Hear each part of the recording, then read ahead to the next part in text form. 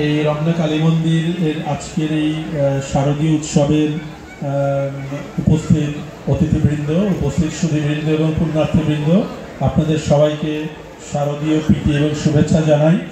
আমার ঠিক পরিষ্কার মনে আছে, আমি দায়িত্ব নেওয়ার পরে প্রথম যে দুর্গাপূজা এখানে হয়েছিল, সেই দুর্গাপূজা উৎসবে এসে আমি বলেছিলাম, আমরা সবার সহযোগিতা পেলে, আপনাদের সহযোগিতা পেলে, সরকারের বিভিন্ন বাহিনী আন্তরিকভাবে সহযোগিতা করছেন, আমরা উপাচার্য মহোদয়ের নির্দেশনায় এই অঞ্চলের শৃঙ্খলা রক্ষার জন্য নিরবিচ্ছিন্ন কাজ করছি। আমরা এই উৎসবগুলো সুশৃঙ্খলভাবে নিরাপদে করতে পারব। আমরা আজকে দ্বিতীয় উৎসবে পদার্পণ করেছি।